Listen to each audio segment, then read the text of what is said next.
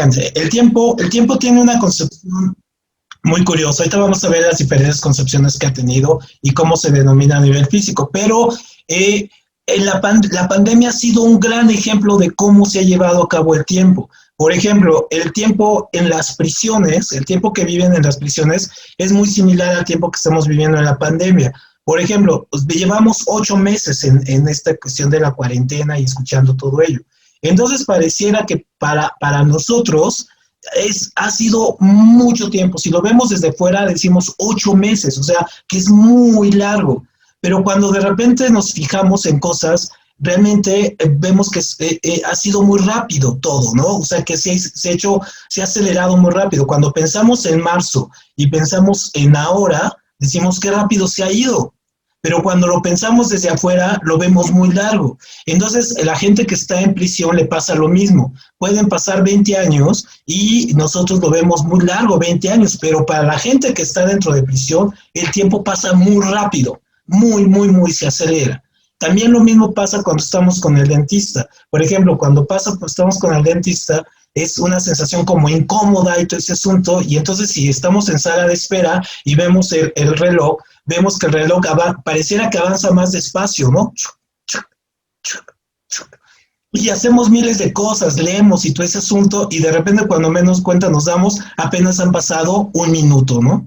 Y pasa algo diferente cuando estamos en el tránsito, que queremos llegar ya se nos hizo tarde, queremos llegar a algo muy rápido y ya se nos hizo tarde, y entonces cada vez que volteamos a ver nuestro reloj, cada vez el tiempo es más rápido. O sea, lo volteamos a ver y son 9:10, y cuando menos pensamos así, ya le piteamos, gritamos otro, y volteamos, ya son 9:20 y decimos, demonios, ¿en qué momento? Entonces el tiempo, como bien dice Sara, sí, es una necesidad y una creación humana, pero también como dice Angélica, puede ser que ni siquiera exista esa concepción, ¿no? Entonces vamos a ver un poco concepciones físicas y también vamos a ver algunas investigaciones recientes con respecto al tiempo, cómo lo ve nuestro cerebro. Vamos a ver que hay un descubrimiento en estos últimos años que han descubierto que el mismo cerebro regula la noción del tiempo. ¿Qué tal, Graciela? Ya vi que ya llegaste aquí. Qué bien. Muy bien, entonces vamos a ver algunas concepciones que se tienen del tiempo aquí, sobre todo tratando de entender de dónde viene este asunto, de cómo lo creamos. Y entonces cuando nosotros nos ponemos a pensar en el tiempo, por ejemplo, nos damos cuenta que es un asunto que no nos compete a una generación, le ha competido a toda la humanidad. Es decir, la humanidad desde siempre ha tenido ese problema con agarrar y construir una fundamentación que le dé coherencia a su misma existencia, pero también a lo que está pasando fuera de ello, ¿no? Entonces, por ejemplo, a menos que estemos muy pachecos, ¿no? Y estemos viendo las estrellas, por ejemplo, pero no creo que sea mucho el caso, por ejemplo, podemos pensar que el tiempo es una constante, pero no, el tiempo también tiene sus momentos. O estas preguntas básicas que nos hacemos, por ejemplo, que vemos mucho en películas, muy de moda, así de que se puede viajar al futuro, pero se puede viajar al pasado, es decir, si se puede hacer eso o no se puede hacer. Bueno, ahora sabemos que puede haber una fórmula para ello, ¿no? Entonces, el tiempo, por ejemplo, los griegos, vamos a empezar por ver algunos, ¿no? Sociedades. Por ejemplo, las sociedades pregriegas, por ejemplo, los mesopotámicos, los egipcios, los sumerios, todas estas culturas que no habían llegado al pensamiento estructural y abstracto de los griegos, pensaban que el tiempo estaba totalmente condicionado por las estrellas, por la danza de las estrellas. En este caso, ellos podían predecir los eclipses, podían ver las cosechas y todo, y tenían medidas de tiempo a través del movimiento de las estrellas. Pero esa es una gran limitante. ¿Por qué? Porque solamente ven las estrellas que pueden ver a simple vista. Pero, por ejemplo, ustedes lo saben, el universo y ahorita vamos a ver, se está expandiendo, está creciendo, se mueve todo, y también las estrellas se mueven. Entonces, si nosotros siguiéramos, por ejemplo, la estructura que tuvieron los mesopotámicos para crear el horóscopo que tenemos ahora de Aries y todo ese asunto, es una invención de la cultura mesopotámica. Entonces, ellos casi hace unos 7,000 años, perdón. Y entonces, cuando ellos veían las estrellas hace 7,000 años, es la forma muy diferente a cómo se ve ahora. Entonces, la forma en que vemos las estrellas ahora ha cambiado. Y entonces, por ejemplo, si ustedes son Aries, más bien vean su horóscopo, vean el horóscopo de Géminis, ¿no? O sea, vean como 3 horóscopos adelante, porque en realidad ese sería su horóscopo si nos basamos en las notaciones de cuando se fundamentó, ¿no? Entonces, esto de las cartas astrales y todo ese asunto tiene su fundamentación en esta serie de mitos, de ver el tiempo a través del movimiento de las estrellas, que es muy padre y es muy divertido porque de repente de ahí es de donde surgieron los primeros dioses, lo veíamos en la sesión anterior. Todos los dioses surgen a partir de esta contemplación del universo y poder querer entender qué sucede alrededor, ¿no? Pero y luego llegaron los griegos, y ya ven que los griegos echan todo a perder porque son muy racionales y aburridos y se ponen a pensar en todo. Y entonces los griegos agarraron y empezaron a pensar que era más allá de los dioses, más allá de Zeus y toda esta playa de dioses locochones, se empezaron a pensar que había más allá de ello. Entonces, por ejemplo, los presocráticos, o sea, son antes de Sócrates, que tuvo su primer método de filosofía. Los presocráticos tenían formas de pensar lo que ellos llamaban el devenir, es decir, el tiempo. Y entonces algunos pensaban, por ejemplo, como Demócrito, que era el átomo, Anaxímenes pensaba que era el aire, ¿no?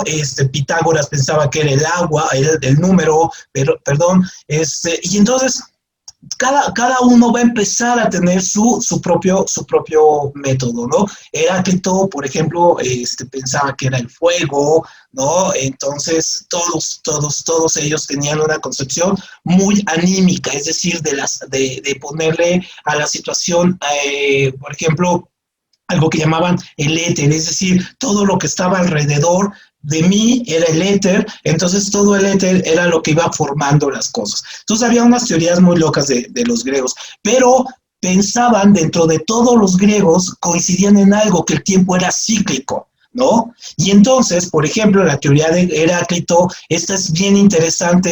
Heráclito es muy conocido por una teoría acerca de que un río cuando se atraviesa y lo volvemos a atravesar ya no es el mismo río, ¿no?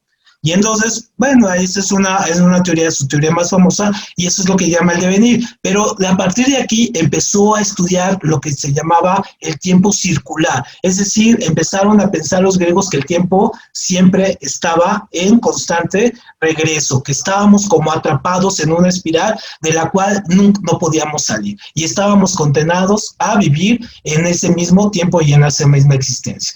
Pero obviamente llegaron otros, ¿no? Otros también muy locochones, que fueron los cristianos, y los cristianos, un poco diferente, es que no encontré otra cosa de poner de los cristianos que la fiesta de Año Nuevo de Nueva York, ¿no?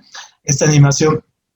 Entonces, los cristianos conciben al tiempo no lineal, porque acuérdense que conciben a Dios como el origen y creador de todas las cosas. Entonces el tiempo es muy parecido al que va a concebir después Einstein, ¿no? Es decir, como circular, es decir, así, extendido. No es que regrese, no es que sea en espiral como los griegos, en un eterno retorno, sino circular, como si estuviera en una esfera. El tiempo está ahí, ¿no? En este caso hay un principio que es el Génesis, pero no el final, porque el final lo dicta y lo maneja el Señor, en este caso el Dios, ¿no? Entonces, obviamente, cuando nosotros leemos la Biblia, vemos siempre esta noción de ese tiempo como que se vive, ¿no? Va a surgir, crece y después explota con el Apocalipsis y luego regresamos otra vez al Edén y luego otra vez, ¿no? Es como la teoría del Big Bang que vamos a ver ahorita, mucho está relatada o sería una de las formas en que se ve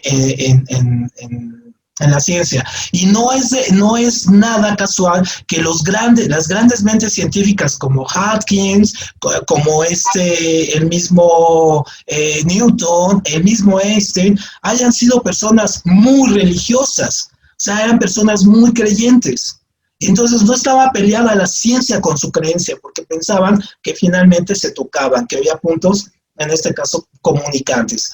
Pero luego va a llegar este hombre, va a llegar Newton, un poco, obviamente, protestante, religioso, cristiano, y va a concebir el tiempo de una manera también muy especial. Es decir, él va a decir, Newton, que el tiempo es independiente de la mente humana. Es decir, que un poco en contradicción con lo que decía Sara al principio, es decir, que el tiempo existe independiente del hombre. O sea, el hombre no creó el tiempo, más bien el tiempo ha estado ahí y nosotros hemos luchado por comprenderlo. Y en ese sentido, por ejemplo, lo que hizo es como las matemáticas. Las matemáticas, decía en este caso, están ahí y necesitábamos capturarlas. ¿Cómo las capturamos? A partir de las matemáticas. Y con la geometría capturamos el espacio y los números con la aritmética. Y el tiempo entra ahí. Entonces utilizamos los números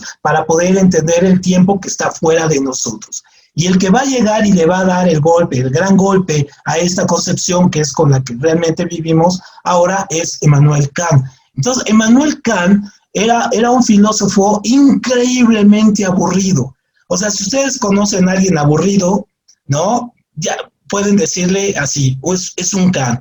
Kant era tan aburrido que repitió la rutina de su vida durante casi 50 años, hizo exactamente lo mismo. Dormirse, levantarse, tomar el té, caminar, regresar, escribir, volverse a dormir, comer, volverse a dormir y luego volverse a despertar y caminar. O sea, era tan exacto su rutina, la rutina de Kant, que la gente en su pueblo, Kronenberg, en Alemania, por ejemplo, lo veía pasar por todos los días cuando iba a su rutina y sabían exactamente qué hora era, ¿no? Así, son las 3 de la tarde, ¿por qué? Porque iba Kant, ¿no? Caminando. La gente se volvió una especie de reloj humano, Kant. Entonces, en este caso, lo que hizo Kant fue decir que el tiempo, ahí corrige a Newton, dice, no, el tiempo no es independiente del hombre. El hombre es el que inventó el tiempo. ¿Y cómo lo inventó? Obviamente atrapándolo en números. Y en ese sentido, ahí es un poco la concepción que vamos a tener. En este caso, ya en la actualidad, por ejemplo, para nosotros medir el tiempo es algo tan trivial, no sé si les pasa, pero por ejemplo es tan trivial ya medir el tiempo que lo hemos perdido en sí de nosotros. O sea, ya no nos importa estas preguntas clave, de dónde viene el tiempo, qué es, de dónde, no, porque ya lo tenemos en un reloj, ¿no? Entonces, por ejemplo, y tanto así que los relojes incluso han perdido importancia. Por ejemplo, ahora vemos los relojes, estos famosos relojes del iPhone, que uno trae el reloj aquí y trae más, y lo que menos uno ve es la hora.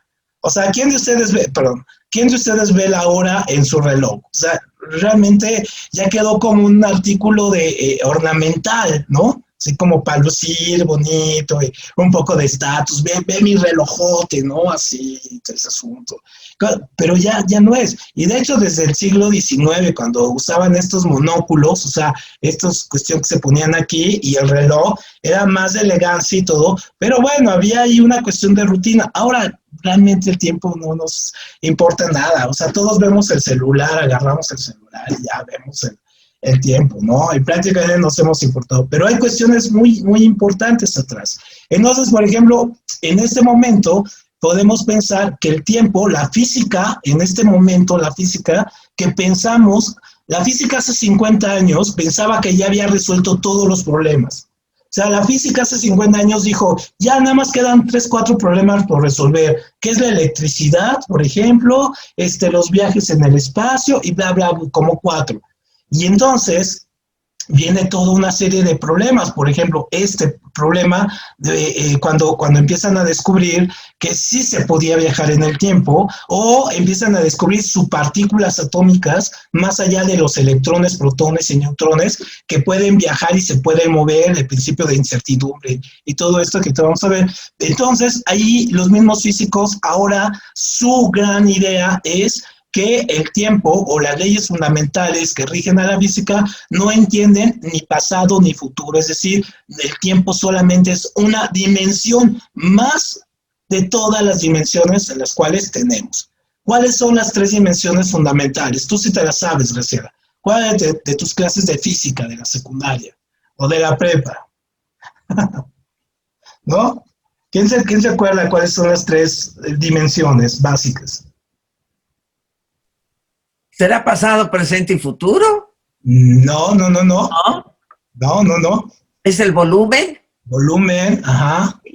Es el volumen, es lo plano también, ¿o no? Esa es la primera, muy bien. La El volumen primera. es la segunda. ¿Y cuál es la tercera dimensión? No. El tiempo. Ah, el tiempo. El tiempo, ajá. Y entonces y ahora, imagínense, nosotros quedamos con tres dimensiones. Tres dimensiones de tiempo. Digo tres y pongo cuatro. Entonces, son tres dimensiones. Ahora la física concibe, en este caso, las leyes del universo en aproximadamente unas 24, 25 dimensiones, ¿no? O sea, la física ha avanzado tanto que ahora podemos ver muchísimo más de dimensiones. Entonces el tiempo se ha quedado como una dimensión pequeña que puede ser alterada. Como antes pensábamos que el espacio no podía ser alterado, hoy sabemos que el tiempo y el espacio se pueden alterar, se pueden mover y todo ese asunto. Ahorita con ese vamos a ver. Entonces el tiempo como un ente absoluto en el siglo XX dejó de parecer, ¿no? Y ahora cuando le decimos a los físicos se mueren de la risa. Por eso son tan creídos los físicos. ¿No conocen ustedes ningún físico así? No, hombre, los físicos se creen así como... o sea, no, pídeme permiso antes de hablarme, ¿no? No sé si les haya pasado, ¿no? Muy bien, entonces la ciencia en esta época pues tiene varios problemas, por ejemplo, saber qué es el electromagnetismo, qué es la teoría cuántica, cuáles son las ecuaciones simétricas, la ecuación del todo, en fin, y uno de los problemas menores es el problema del tiempo, ¿no? Curiosamente, es que ese señor es el del pan, está pasando el del pan ahorita, entonces ya sabe que me deja mis dos conchas siempre, ¿no? Muy bien. Entonces, vamos a ver. Entonces, en este caso, también ahora muy importante para poder entender lo que vamos a ver ahorita. El tiempo no es un absoluto. Es decir, como decimos que se puede manipular, el tiempo no es un absoluto. Entonces, el tiempo es subjetivo para cada uno de nosotros. Entonces, por ejemplo, no sé si a ustedes les haya pasado, y a lo mejor aquí hago un sacrilegio, pero, por ejemplo, yo cada vez que voy a ver una película francesa, termino durmiéndome. O sea, me son aburridísimas las películas francesas. Oh, es el mismo guión, todo es lo mismo. Los franceses son lo mejor del mundo, bla, bla, bla, bla. Entonces, y se me hace eterna ver una película aburrida. Y hay gente que conozco que ama las películas francesas y se les va así. ¿No? Dice, no, es que ni las gocé, apenas le estaba entendiendo. Digo, por eso son malas las películas francesas, porque se acaban así, nunca te explican nada, ¿no? Siempre sus finales abiertos y todo ese asunto. Entonces, el tiempo en ese sentido es subjetivo también depende a nivel personal y a nivel práctico, a nivel muy primario, el tiempo depende de las emociones, depende de nuestra situación de vida, de nuestras condiciones intelectuales, incluso las cuestiones de salud. Ahorita vamos a ver, ¿no? Cómo el cerebro, cuando está enfermo, concibe el tiempo de una manera tan diferente que cuando está sano, ¿no? No sé si les haya pasado, que tienen un gripón de esos así locos, y entonces se les hace el tiempo así como que nunca va a acabar, ¿no? Y cuando están sanos, bien. Adelante, Graciela. Pregunta, de esto que comentas, ¿podría decirse que cada quien tenemos una percepción diferente del tiempo? Total y absolutamente, sí. Y la cuestión aquí, para la física, el problema para la física es cómo esa subjetividad podemos entenderla en general, cómo nos puede funcionar a todos. Y de hecho se explica, ¿no? O sea, ¿cómo es posible que yo vea el mundo de una manera y tú lo veas de otra, y tú concibas el tiempo de una manera y de otra? Bueno, hay una explicación que parte incluso desde el mismo origen del universo.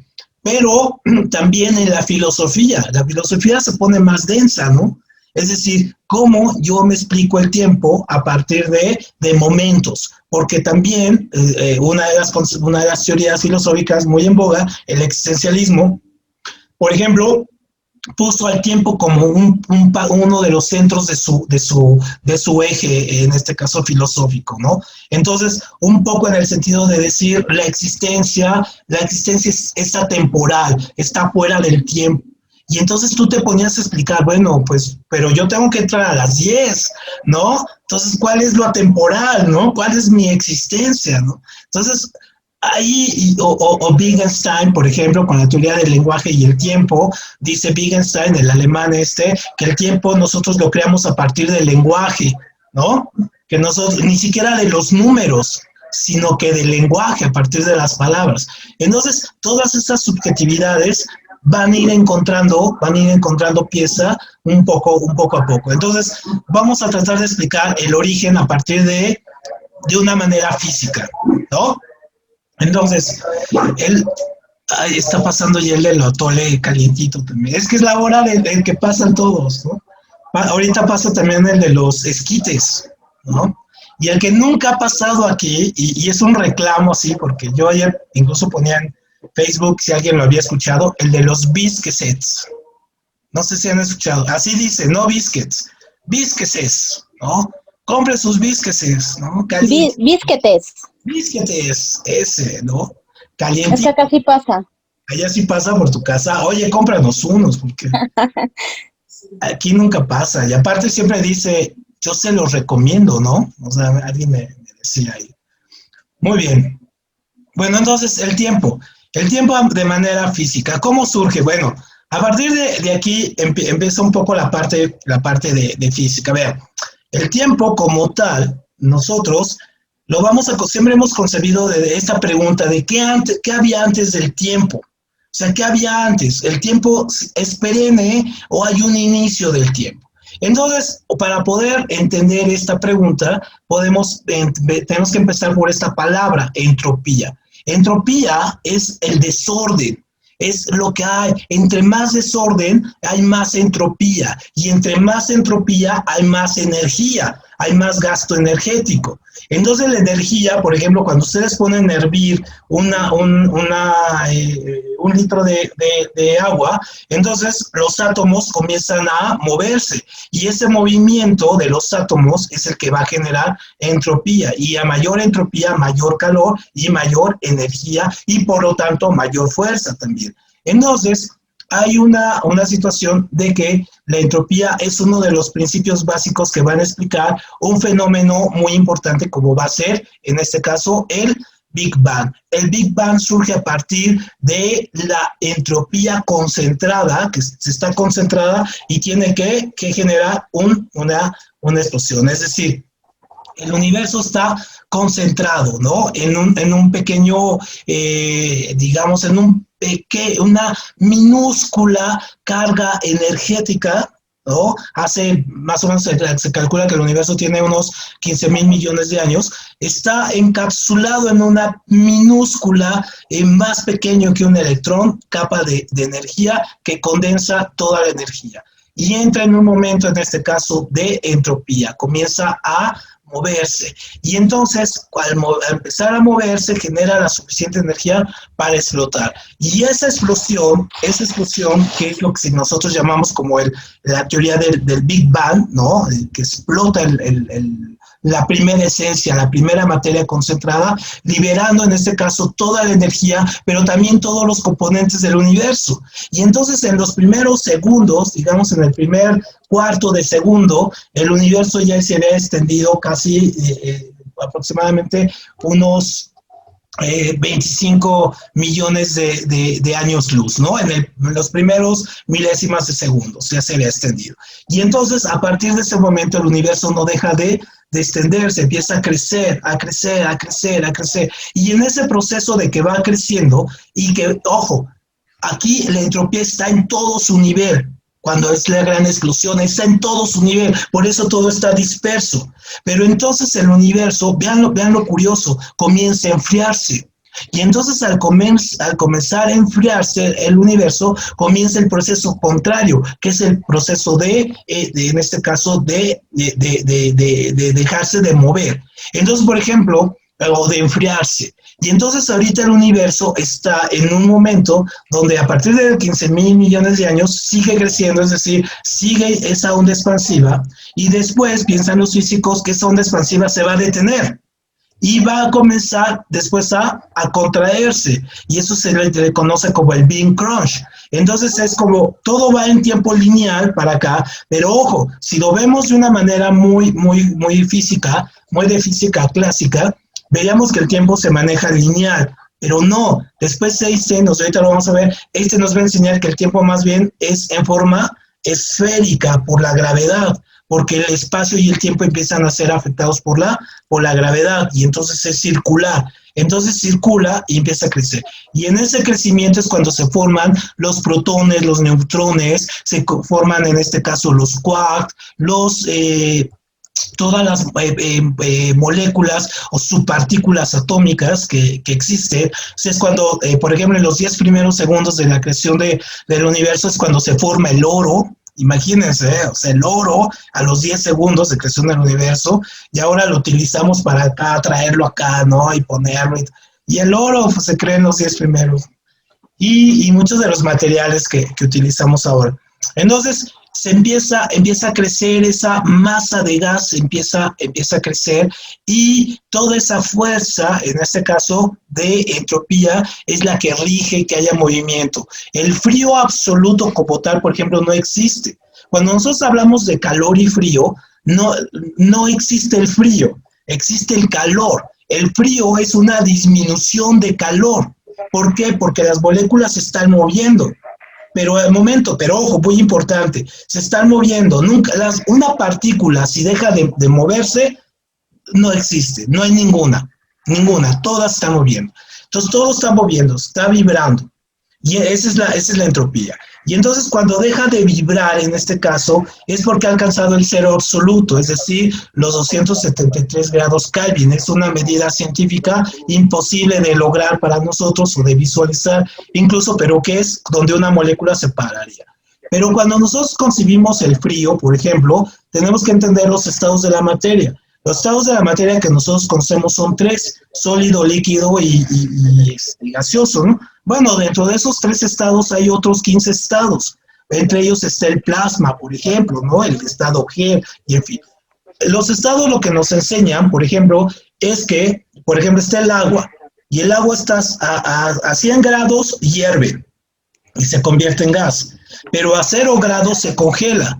Pero si está a 20 grados el agua, nosotros decimos que empieza a ser frío. No, el agua es que las moléculas están más pegadas entre sí, pero al mismo tiempo de que están más pegadas entre sí, se están moviendo. Y ese movimiento lento, pero con la fuerza que hay, generan calor. Por eso cuando nos ponemos un hielo en la mano nos quemamos, porque es calor. No es que haya frío. Entonces, cuando digamos, es que tengo frío, sí, nos vamos a oír muy mamilas, ¿no? Así de que tengo ausencia de calor, ¿no? O sea, ¿qué va a decir? Voy a poner un suéter porque tengo ausencia de calor. No, o sea, pero es una medida un poco. Entonces, obviamente, la entropía, en este caso, tuvo que expandirse y tuvo que surgir. En ese sentido, por ejemplo, todo lo que conocemos y se disparó, en este caso el universo, pues esta es una como representación muy clásica de cómo estaría creciendo el universo así, en esta forma circular y expandiéndose.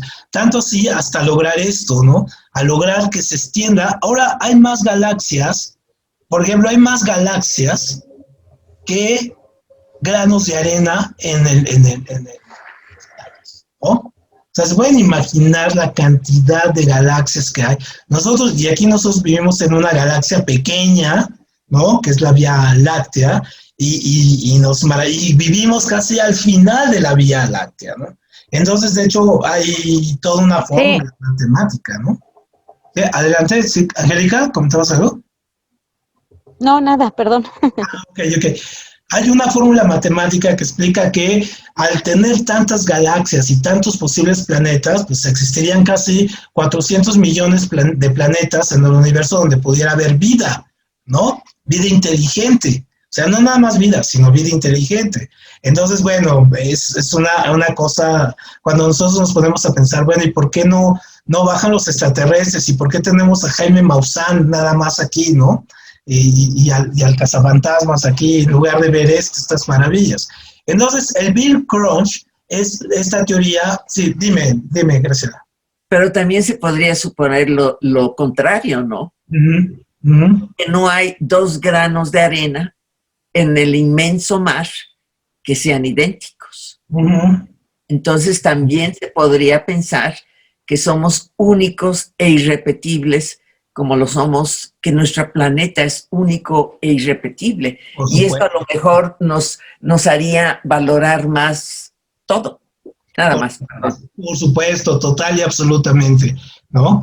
Entonces, la teoría del Big Crunch es que al momento de que el tiempo y el espacio se acabe la entropía y se acabe la fuerza, ahorita vamos a ver las 4 fuerzas, entonces las 4 fuerzas que rigen el universo es la fuerza nuclear débil y fuerte, el electromagnetismo y la gravedad.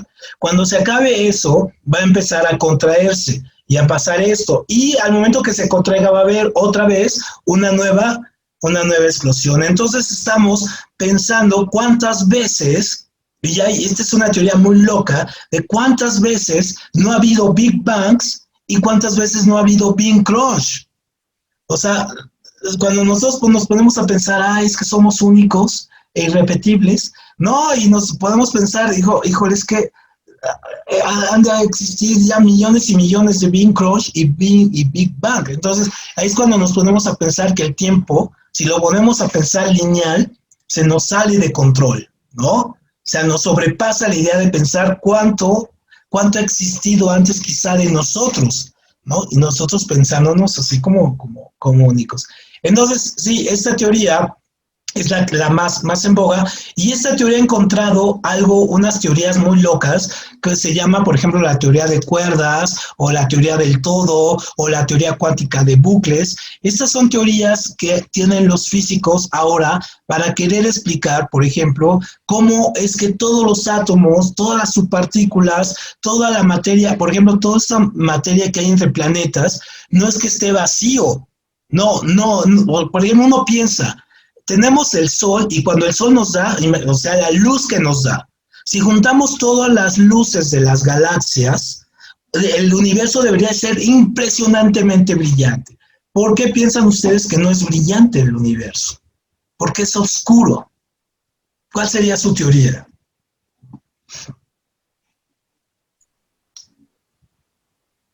¿No será que hay más nada? ¿Pero qué es esa nada? Ajá.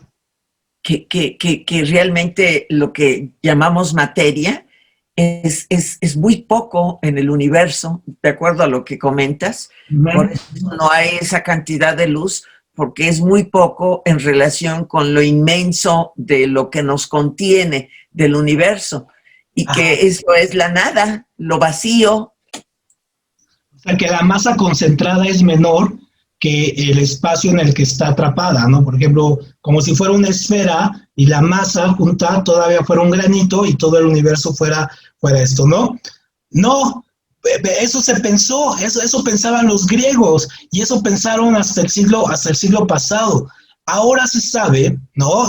Por ahí de 1970, 1980, pues, surgió la teoría que es lo que se llama la materia oscura. Entonces, cuando se creó el universo, al mismo tiempo que se creó el universo, se creó la materia y la antimateria, ¿no? En ese caso, o sea, eso existe. Pero eso, o sea, no es que sea relleno, ¿no? Sino la masa oscura es una serie también de formaciones que están a nivel subatómico que atrapan la luz. Por eso es oscura, porque atrapan la luz. Son como pequeños hoyos negros que no permiten el paso de la luz. Entonces el universo, la luz que surge y que brilla en todo el universo está atrapado por esta materia oscura y no nos las deja ver. Y por eso los muchos fenómenos que nosotros vemos de las estrellas, por ejemplo, ustedes saben que la única constante del universo es la velocidad de la luz. Entonces la velocidad de la luz es de 300,000 kilómetros por segundo, o sea, así. Entonces es la única constante, pero es una única constante porque no es materia, es energía, es una onda. Entonces, esto es lo más curioso, como no tiene fricción, cuando viaja no tiene fricción, entonces por eso es una constante. Entonces, pero al ser una constante, no está exenta de desviaciones. Entonces, cuando los observadores, por ejemplo, los telescopios, ven una estrella aquí y nosotros estamos aquí, ven una estrella acá, no es que esté aquí la estrella, puede estar acá. Pero ¿qué es lo que pasó? Que la luz que surgió ha estado rebotando entre esta materia oscura hasta llegar a nosotros. Es decir, la luz no viaja de manera directa, viaja también con pequeñas interrupciones y se va desviando. Y entonces, obviamente, ahí los físicos, el gran problema que tienen, y bueno, que lo han ido resolviendo, es cómo encontrar las posiciones de las estrellas exactas, quitándole o restándole, ¿no?, las desviaciones a las que se ha sometido. Entonces, sí, tenemos masa oscura, y esto suena muy chistoso, o sea, suena hasta como de fantasmas, ¿no? Es como pensar que la materia oscura se te presenta, por ejemplo, yo me lo puedo imaginar así como un ente así, como de humo negro que se te presenta ahí bailando y todo ese asunto, ¿no? No sé, así me puedo imaginar la masa oscura. Ahora, en ese sentido, la teoría de cuerdas nos dice que el universo está atado por minúsculas fuerzas subatómicas. En este caso, para que se den una idea de qué sería la teoría de cuerdas. Supongamos que tenemos el sistema solar. Tenemos el sistema solar. Ajá, aquí. Y una cuerda o un conjunto de cuerdas equivaldría a que tenemos el sistema solar a un plato de espaguetis. ¿No? Un plato de espaguetis. Entonces, eso visto en el universo, visto a nivel...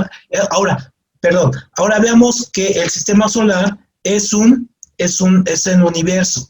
Imagínense el tamaño de la subpartícula atómica que vemos, que será un espagueti dentro de ese universo.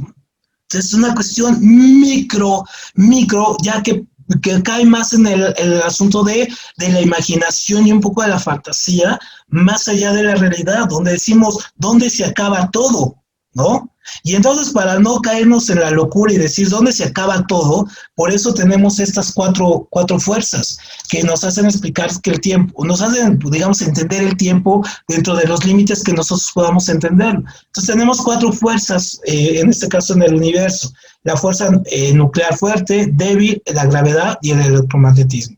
Y entonces Stephen Hawking, el hombre que murió, que estuvo en su silla con este problema de que lo mantuvo ahí, que lo deformó, pero no le deformó el cerebro, ¿no? Le deformó en este caso el cuerpo, pero su cerebro siguió intacto. Y entonces él llegó a concebir que estas cuatro fuerzas podían, si nosotros las entendemos, es lo que hace, la unión de estas fuerzas es lo que hace que el universo no se caiga en pedazos, ¿no? Que no se caiga una galaxia sobre otra, que no salgamos volando, que no pase nada de eso. ¿Por qué? Porque dice que están unificadas las fuerzas. Entonces él murió pensando en encontrar esa fórmula. Y entonces él decía, en su libro Breve Historia del Tiempo, él termina así, dice, yo puedo entender por qué funciona el universo, pero lo que no he logrado entender es el para qué existe el universo. Dice, de lograrlo, entonces descubriría el pensamiento de Dios, ¿no?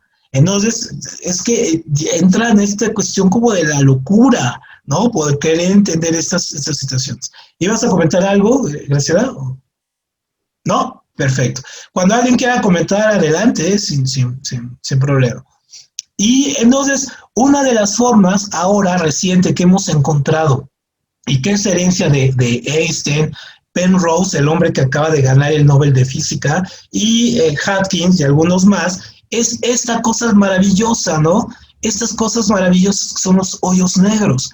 Entonces los hoyos negros nos plantean el asunto de viajar en el tiempo, es decir, son pequeñas estructuras donde nosotros podríamos, que abren espacios y tiempos, son como portales que conectan en este caso, un universo o un universo con otro. Y entonces aquí entramos en otra teoría, la teoría de los multiversos. O sea, no pensar que tenemos un universo. Si pensamos que tenemos o sea, imagínense qué limitado es pensar que tenemos un universo y que solamente ha existido un Big Bang. Pero la cabeza nos estalla cuando nos ponemos a pensar que podemos tener multiversos y multi-Big Bangs, ¿no? Entonces ahí es cuando decimos, caray, ¿no? Caray, o sea, ni los Avengers me explican bien la teoría del tiempo, ¿no? Ni el Dr. Brown, ni viajar esta de viajar al futuro y todo eso, ¿se acuerdan, no? Que trataban de explicar los viajes en el tiempo. Entonces, la mejor manera que han encontrado los físicos para decir que pueden existir estos viajes en el tiempo es los hoyos negros. Entonces, ¿qué es un hoyo negro? Es muy fácil. Y no sé, déjenme, aquí voy a usar un poco la pizarra, nada más, de manera muy breve. A ver, déjenme usarla aquí. Aquí está la pizarra, permítanme un segundito. Déjenme ponerla aquí. Nada más hago una preguntita en lo que estás en eso. Nos comentaste teoría de cuerdas, teoría de materia oscura, teoría de multiversos, y me falta una. La teoría de los múltiples Big Bang. Gracias. Ajá. A ver, ahí se ve la pantalla, ¿no? Ahí sí se ve. Entonces, un poco la cuestión de Einstein y las teorías es que se explica un poco en la cuestión del gemelo, del viaje de los gemelos. Tenemos aquí a una persona, aquí estoy yo y aquí está mi gemelo malo, ¿no? Porque yo soy el bueno, mi gemelo es el malo, ¿no? Entonces aquí yo tengo 52 y él tiene 52. Pero mi gemelo malo se va a viajar, en este caso 50 años a la velocidad de la luz. Y a la velocidad de la luz, es decir, 300,000 kilómetros por segundo. Se va a viajar él. Y yo me quedo aquí. Cuando él regrese de ese viaje de 50 años, para él apenas habrá pasado 2 días. 2 días. Y va a llegar igual, así como ahorita, ¿no? Como estoy ahorita. Y yo voy a estar así con 102 años, porque pienso vivir 102 años, ¿no? Entonces voy a estar ahí ya con mi bastón y todo ese asunto. ¿Qué es lo que explica Einstein? ¿Cómo explica esto? Dice, finalmente, el tiempo, ¿no? La velocidad de la luz, cuando nosotros viajamos a la velocidad de la luz, el tiempo se hace menor. Para nosotros, para el observador, vamos a ver apenas una ráfaga de luz, pero al que lo está viviendo, ¿no? Va a ser lentísimo, él nos va a ver y como si no nos moviéramos, ¿no? Va a ver todo lento, viendo pasar las cosas. Para él no pasa el tiempo. Entonces, entre más rápido, más. Entonces, Einstein decía que obviamente los viajes en el tiempo pueden darse así, pero obviamente este viaje en el tiempo hace que el espacio que está alrededor se deforme, se va deformando al mismo tiempo. Entonces, por ejemplo, si nosotros pensamos esta teoría del espacio-tiempo, por ejemplo, tenemos el universo y un hoyo negro puede abrir esos espacio-tiempo. ¿Por qué? Porque un hoyo negro es una estrella. Una estrella, su mayor ingrediente, en este caso, es el nitrógeno. Y entonces es el que hace que esté brillando. Pero cuando se le va acabando el nitrógeno a la estrella, comienza a volverse una estrella de hidrógeno, porque se empiezan a fusionar una molécula de nitrógeno, ¿no? Se fusiona con otra, ¿no? Y nos va a ir dando, en este caso, hidrógeno. Y entonces se va expandiendo, es un gas más expandible, se va expandiendo. Y entonces la estrella va a tener 2 formas de morir. Una es que explote ¿no? Que explote, y al explotar, en este caso, va a volverse polvo de estrellas, lo que se conoce como polvo de estrellas. Es decir, va a dar surgimiento a que surjan nuevas estrellas, ¿no? Se van a formar nuevas estrellas. Esa es una forma. La otra forma que tiene de morir una estrella es que se condense, o sea, empiece a hacer esto, a crecer, a crecer, a crecer, llegue, se pare y luego empiece el proceso contrario, empiece a decrecer. Y entonces imagínense a decrecer hasta volverse un punto menor. O imagínense, es como tener una hoja y doblarla en varias partes. Doblarla, doblarla, doblarla, doblarla, doblarla hasta el mínimo punto. Es como si tuviéramos a todo el sol, ¿no? Doblado, lo dobláramos el sol para que cupiera en una cabeza de alfiler, a ese tamaño. Entonces imagínense la gravedad que tiene esto. O sea, este hoyo negro es la gravedad que está encerrada aquí, ¿no? Está muy encerrado en un punto muy pequeño. Entonces cuando pasa la luz, viene un rayo de luz, ¡boom!, se lo come. ¿Por qué? Pues porque finalmente, sí, lo atrapa, tiene una fuerza de gravedad impresionante. Entonces la luz no escapa de la gravedad. Y entonces eso, pero eso ni la luz, pero tampoco el espacio, y obviamente el tiempo. Entonces el espacio que está alrededor se empieza a deformar, y entonces comienza a ser, en este caso, una serie de situaciones donde, si no, déjenme borrar aquí, porque ya me llené aquí de cosas, aquí está el hoyo negro, y entonces el espacio que está alrededor se empieza a deformar de tal manera, que corresponde a las leyes de la gravedad de él, no de acá afuera, sino de este. Y si tenemos otro multiverso acá, y tenemos también otro agujero negro, estos agujeros negros se pueden contactar así, es lo que se llaman, en este caso, hoyos negros, o, en este caso, agujeros de gusano, ¿no? Agujeros de gusano. O también, en este caso, túneles Penrose, ¿no? Entonces, nosotros mandamos una nave espacial aquí, ¿no? En este caso, la mandamos a la entrada del hoyo negro, no al hoyo negro como tal, sino al espacio que está alrededor, donde se abrió, y podemos transmitir aquí y viajar hasta otro multiverso, ¿no?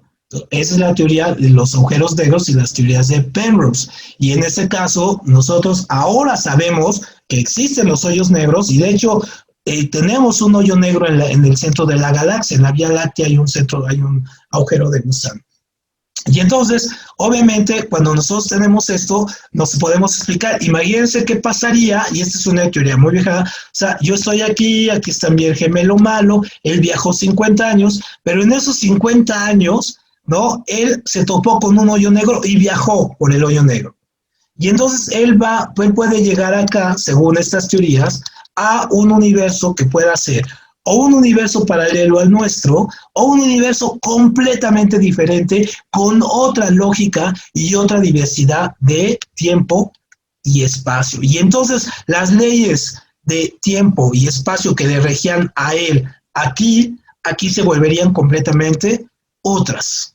Desaparecería, ¿no? Entonces esto, cuando lo vemos, ya parece mucha ciencia ficción y que lo hemos visto en muchas películas de este asunto. No, pero obviamente son asuntos que nosotros lo vemos y que la ciencia trata de explicar como fenómenos reales. La ciencia ficción lo ha usado un poco Pacheco, pues es su bronca, ¿no? Pero en realidad la física es un problema que se plantea realmente acerca del tiempo. Y hay un experimento que hicieron hace unos años donde decíamos, pusieron un electrón y luego pusieron acá una captura de electrones. Entonces, este electrón lo aceleraron, lo mandaron para acá, pero cuando llegó de este lado, llegó con una estructura molecular anterior a esta. Entonces, lo que descubrieron fue que se puede viajar al pasado, ¿no? Entonces, este electrón... Repite eso, por favor. Arturo, eso está súper interesante, por favor. Está súper loco. Y, de hecho, hay un acelerador que se llama el acelerador de electrones allá en Suiza, qué es lo que se dedican a hacer estas cosas, ¿no? Entonces, pusieron, en este caso, aquí, un haz de luz, aquí, y dispararon un electrón, ¿no? Que viajó. Atravesó un filtro y llegó a digamos, un material que captura electrones. Entonces, cuando revisaron el electrón inicial, las condiciones del electrón inicial, y luego revisaron el electrón que habían capturado acá, se dieron cuenta que este electrón tenía condiciones previas, en este caso, a las que estaban aquí. Es decir, aquí tenía, por ejemplo, un nivel de entropía de 12, y acá lo tenía apenas de 10, ¿no? Y cuando llegó acá, llegó de 10, es decir, llegó con un estado anterior, ¿no? O sea, hizo un viaje en el tiempo, regresó. Y no es que haya sido un desgaste, eso es lo que entendieron. No es que se haya desgastado, sino que regresó al estado anterior, ¿no?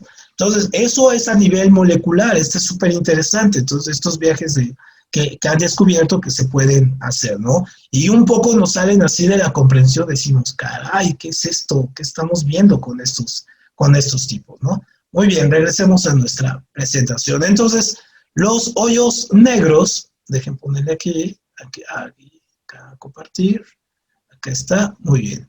Entonces, los hoyos negros son otra forma de explicarnos el tiempo en otros niveles. Ahí ya ven la presentación, ¿no? Otra vez. Ahí ya ven el hoyo negro. Entonces, los hoyos negros son otra forma de explicarnos el tiempo de una manera no lineal, de una manera que escapa a la subjetividad y de una forma que escapa incluso a las teorías más locas que podamos concebir, ¿no? Muy bien, entonces, ¿cómo hemos nosotros, ya para ir terminando, cómo hemos ido nosotros a no volvernos locos con el tiempo? Entonces, nosotros hemos atrapado el tiempo de diferentes maneras. Por ejemplo, las sociedades antiguas atraparon el tiempo a partir de, por ejemplo, la visión del pasado, del presente, estaban conectadas con el futuro. Por ejemplo, estos rituales anímicos que están capturados ahí para capturar el bisonte. Entonces, no es que, esto siempre se lo repito, no es que estuvieran, y hoy lo sabemos, no es que estuvieran capturando el momento de la captura del bisonte, estaban capturando el futuro, lo que ellos querían que pasara, ¿no? O sea, cuando hacían estas pinturas era para ver lo que ellos querían que sucediera, no lo que había sucedido, ¿no? Esto es muy... Esa es la fe. Exactamente, exactamente. De hecho, esto se le conoce, este tipo de estructuras se le llaman como tiempo de sueños, ¿no? Los arqueólogos y los antropólogos le conocen a esto, ¿no? Es decir, cómo el hombre prehistórico concebía el tiempo a partir de soñarlo, ¿no? A partir de soñarlo. Luego, ¿cómo capturamos el tiempo después? Hubo otras sociedades que lo capturaron a partir, en este caso, de movimientos, por ejemplo, de hacer estructuras como Stonehenge o algunas pirámides, es decir, tratar de capturar el tiempo a partir de los astros y poner los monumentos, poner en este caso piezas a partir de donde se concebían, por ejemplo, la luz, donde pasaba esto. Por ejemplo, hay un fenómeno que sucede aquí en México, en febrero, aquí cerca de la Ciudad de México, en el cerro. Si pueden ir un día, vayan, bueno, más bien vayan cuando se presenta, es entre el 10 y el 12 de febrero, en el que se llama Monte de Tlaloc, o Cerro de Tlaloc, ahí por Nezahualcóyotl.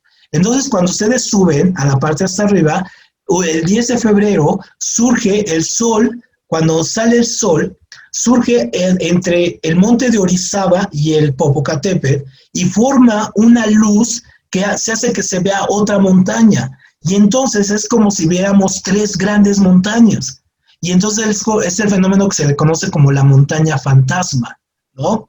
Y entonces imagínense, si eso se daba aquí, pues imagínense en cuántas partes del mundo no se veía estos fenómenos y que dieron pie a muchas fantasías, ¿no? De que cada año ahí se aparece el fantasma, entonces ahí está el oro, ¿no? O ahí están los premios, o ahí está la isla. Entonces, obviamente, esto que estamos viendo, esta es la fundamentación de lo que tenemos en Stonehenge, en este caso, es un ciclo lunar y las piedras están puestas alrededor de cómo se va moviendo la luna y sus diferentes facetas, ¿no? Entonces es un tanto también la forma de atrapar el tiempo, ¿no? Entonces Stonehenge no es tan loco, ¿no? Más bien es un reloj, ¿no? En este caso, no es una estructura loca.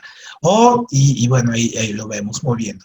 Luego tenemos este reloj egipcio donde capturaban también un poco la parte de las horas, un poco lo que va a ser después lo que nosotros conocemos como los meridianos. O sea, pero este está datado más o menos de unos 3.000, 4.000 años, en este caso antes de nuestra era, y ya estaban datando lo que eran, en este caso, los meridianos y las horas, ¿no? En este caso, este es egipcio, este es un reloj egipcio. Luego, en este caso, los griegos y los romanos ya van a empezar a tener una concepción del tiempo también un poco divina. Acuérdense que el dios del tiempo en los griegos era Cronos, y que a partir de la muerte de Cronos nace la belleza, y la belleza obviamente es como el gran persecutor de las mujeres, en este caso la belleza, ¿no? Entonces, este es un reloj de Cronos que lo hicieron los filósofos como clavando simplemente el que conocemos, que clavaron una vara, ¿no? En el sol, en el cenit, y cada vez que el sol se iba moviendo, la sombra iba marcando el tiempo, ¿no? Nos iba diciendo las horas. No, ese es el tiempo. Sí, Graciela, ¿le ibas a comentar algo? ¿No? Muy bien.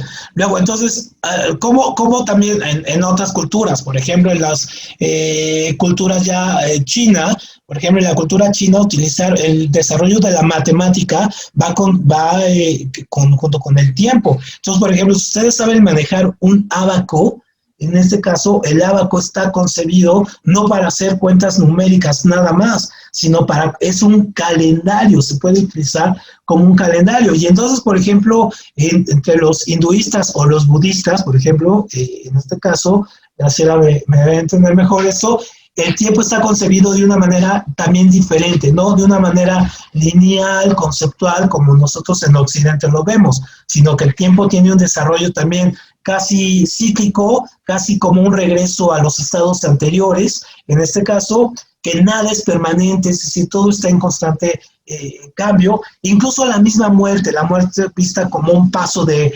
un estado de reconocimiento o no de renovación. Entonces el tiempo más fijado en otras cuestiones, más que la linealidad o lo numérico, ¿no? En la cantidad. Luego, en este caso, por ejemplo, Aristóteles, que también fue griego, él fue el que nos enseñó esta concepción del tiempo, incluso en la animación lo vemos, del antes y el después. Digamos que a Aristóteles le debemos la primera concepción del paso del tiempo. O sea, uno puede decir cómo hasta Aristóteles, que es 300 antes de Cristo, cómo hasta Aristóteles se pensó en el antes y el después. Pues sí, ¿no? Aristóteles lo planteó filosóficamente, es decir, hay un antes, hay un después, en este caso, ¿no? El tiempo en este caso no se mueve, él sí planteó que el tiempo se movía de manera lineal, ¿no? Y eso duró casi 2.000 años, porque acuérdense que la concepción de los griegos fue retomada después por los cristianos, esta cuestión del tiempo, el tiempo como eternidad lineal, ¿no? Y luego los mayas, por ejemplo, el tiempo de los mayas, porque ¿se acuerdan? Ahora en el 2012, cómo se puso la locura de que se acababa el tiempo. Y entonces lo que estamos viviendo ahora en la concepción maya, no es que se haya acabado el tiempo y ya hace el apocalipsis y todo ese asunto, ¿no? Sino que entramos a una etapa para los mayas que se llama el tiempo del no tiempo. Es decir, vivimos en el fin de la cuenta y entonces no tenemos una denominación numérica en los mayas. ¿Por qué? Pues porque ellos pensaron que ya no lo había. Es decir, el tiempo es algo orgánico para ellos en este caso, y la humanidad en este caso es la que le da la concepción. De hecho, el concepto del tiempo a los mayas es muy relevante porque también es muy parecido al cómo lo ven, por ejemplo, las culturas occidentales.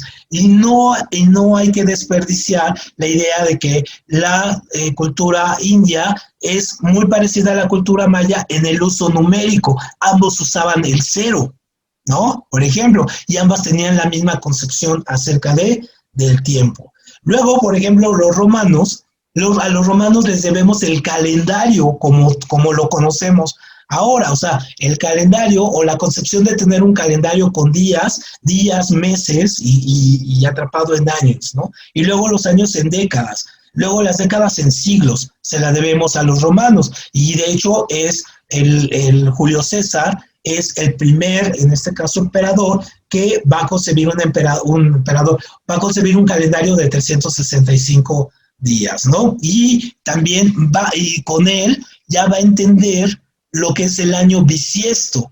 De hecho, en este calendario que vemos aquí, que está muy padre, es una réplica del calendario original, ya viene incluido el año bisiesto. ¿Cada cuándo son los años bisiestos? ¿No? Es decir, cada 4 años. Pero obviamente hubo otras culturas, por ejemplo, los chinos fueron los primeros que organizaron un reloj. O sea, ya un reloj en forma, mecánico.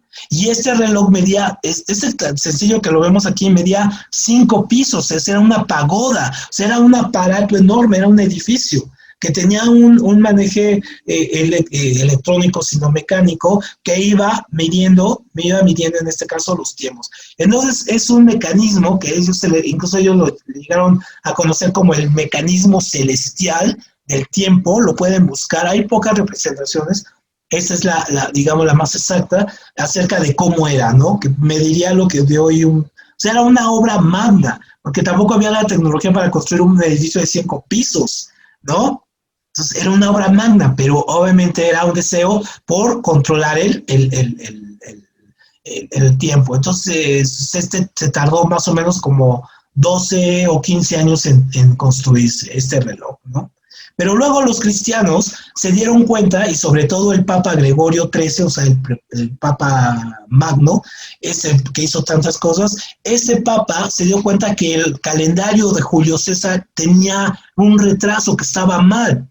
Y entonces comenzó a hacer nuevos cálculos y entonces descubrieron que tenían que quitarle cada tiempo, quitarle días. Entonces, tan así que a él impuso un nuevo calendario, que es el calendario que nos rige a la fecha, que es el calendario gregoriano. Y en el calendario gregoriano le quitamos 10 días al calendario de Julio César. Entonces, cuando celebramos la Navidad, no es el 25, debería ser el 15, ¿no? 15 de diciembre, no el 25. Y así, porque hay que quitarle 10 días del calendario antiguo, que las tradiciones vienen del calendario, en este caso, de Julio César, no del calendario gregoriano. Entonces, por eso hay también muchas fallas en algunos cálculos históricos de fechas de batallas o todo ese asunto, por estos 10 días que le quitaron. O sea, imagínense, le quitaron 10 días al calendario, ¿no? Desaparecieron. Lo que hubiera pasado en esa época desapareció, ¿no?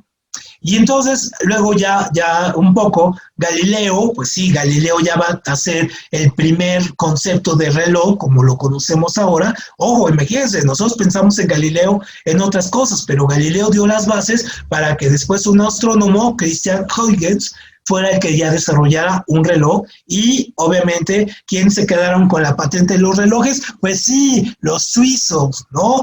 ¿Por qué a los suizos? Porque los suizos, todo lo que no servía, ellos lo componían. El chocolate no les gustó a los europeos, los suizos lo mejoraron. Ese reloj de Christian no le sirvió a los ingleses, los suizos lo compusieron y se quedaron con él. Y ahí surgió el reloj cucú, ¿no? De este concepto, de un invento fallido, los suizos lo mejoraron. O sea, obviamente vean, ¿no? Cómo va haciéndose ahí. Pero luego, finalmente, ya en el siglo XX se van a descubrir más cosas, la energía mecánica con la revolución industrial, y este hombre Sadi Carnot, que nos suena siempre a calle como de la Condesa o como la del Valle. Sadi Carnot fue un científico francés que él demostró que el tiempo, en este caso, en su momento, no necesariamente iba de manera lineal, sino que el tiempo se descomponía en función del desorden, en función de la entropía. Y entonces de ahí surge la segunda ley de la termodinámica. La primera ley de la termodinámica es la materia no se crea ni se destruye, solamente se transforma. La segunda ley de la termodinámica es en este caso, la entropía siempre debe de aumentar, ¿no? Siempre va en aumento. Y entonces él demostró los hechos que incluso la energía mecánica la tenía. Y ya para ir terminando, por ejemplo, en el siglo XIX nos dimos cuenta de que el mundo pues, era redondo y que se podía dividir, y lo dividimos en meridianos, pero también en convenciones políticas. Esto que nosotros vemos son los famosos meridianos, los usos horarios, perdón.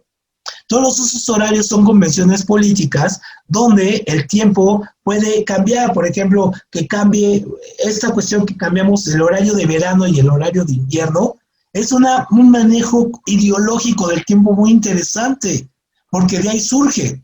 ¿Y sabe por qué surge el cambio de horario? O sea, porque no tiene nada que ver con la cuestión del ahorro de energía y nada. El horario de verano, que es muy antiguo en Europa, lo hacen para que la bolsa de Wall Street esté en coincidencia con las bolsas europeas. No se lleven tanto tiempo, en este caso, en las cotizaciones, y las cotizaciones puedan ser mucho más fáciles, que no haya una ventaja de tiempo. Para eso se hizo el horario de verano en Europa. Ya después que el ahorro del tiempo, eso ya fue pura politiquería. Los usos horarios también, ¿no? Entonces, eso de que estemos en un lugar y sea una hora en un lugar y sea otro lugar otro, ¿no? Estando en las mismas coordenadas, pues es una locura, ¿no? Por ejemplo, México tiene 3 usos horarios, pues es una locura también, ¿no? Y entre Mexicali y Tijuana, que están a nada, hay 1 hora de diferencia. Es una locura ese asunto, ¿no? Muy bien, y ya para ir terminando, vamos viendo las teorías. Entonces, por ejemplo, en el siglo XX ya se empezaron a plantear los viajes en el tiempo, y fue H.G. Wells, con su libro de La máquina del tiempo, el que planteó por primera vez un viaje en el tiempo, ¿no? Entonces ya se empezó a plantear ahí, y van a ser en este caso, como siempre, los alemanes los que empezaron a decir, sí, esto puede pasar, sí se puede viajar en el tiempo, sí puede ser posible. ¿Y cómo puede ser posible? Por lo que acabamos de ver, ¿no? Por el cambio que puede haber de tiempo y espacio a través de la velocidad de la luz o la manipulación de las 4 fuentes de energía. Y eso es lo que les decía, esta es la imagen que quería, más interesante, de cómo una masa de gravedad tan fuerte puede deformar el tiempo y el espacio. O sea, vean aquí cómo se deforma, ¿no? Cómo está deformado, y eso, si la gravedad es más fuerte, se puede abrir la parte de aquí abajo, y al abrirse esta parte de aquí abajo, pues se hace un agujero de gusano, ¿no? Y al hacerse un agujero de gusano, pues obviamente, pues sí, podemos ir agarrando y pensar que esos son portales para podernos comunicar. Y eso, curiosamente, esto no le valió el premio Nobel a Einstein. A Einstein le valió el premio Nobel otra cosa menor que tenía que ver con los focos, con la luz, ¿no? No estas maravillas, en este caso, ¿no?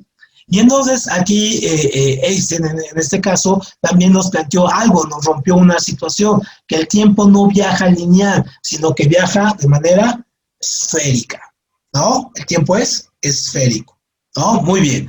Y luego, ya en estos años recientes, hemos encontrado radiotelescopios, se han construido radiotelescopios donde hemos podido comprobar muchas de las teorías de Einstein. Incluso podemos comprobar la edad del universo a partir de cómo se va alejando en esta manera circular, y cómo hemos podido encontrar de alguna manera cómo se reflejan las ondas, y a partir del rebote de las ondas podemos ir midiendo la medida de las estrellas. Es decir, no necesitamos la luz, solamente ver las ondas a lo lejos cómo se mueven. Es una fórmula, y así podemos saberlo. Si no necesitamos ver un planeta para saber que existe. Eso es muy importante. Con la energía que emana, con eso es más que suficiente para poderlo detectar a partir de las ondas.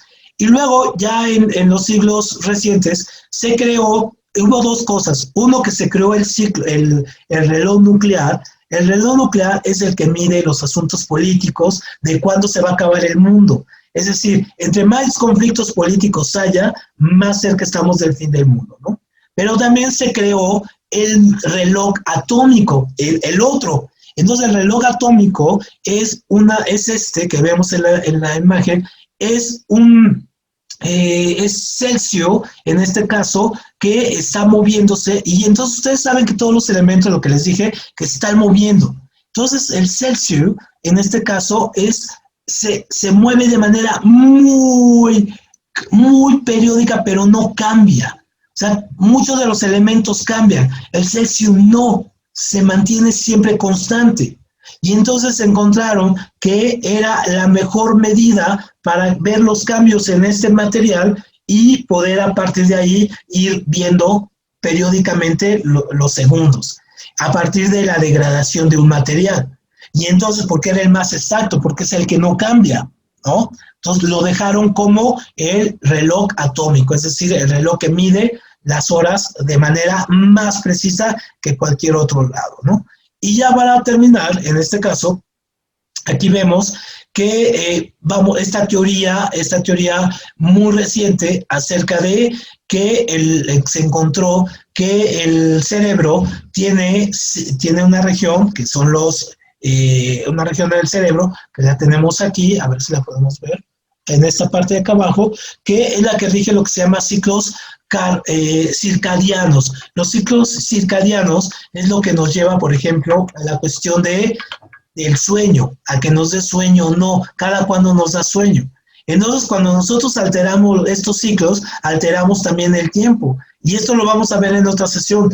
Pero, por ejemplo, esto está totalmente relacionado con un mal del sueño que se llama el que se te sube el muerto, ¿no? La alteración de los ciclos circadianos.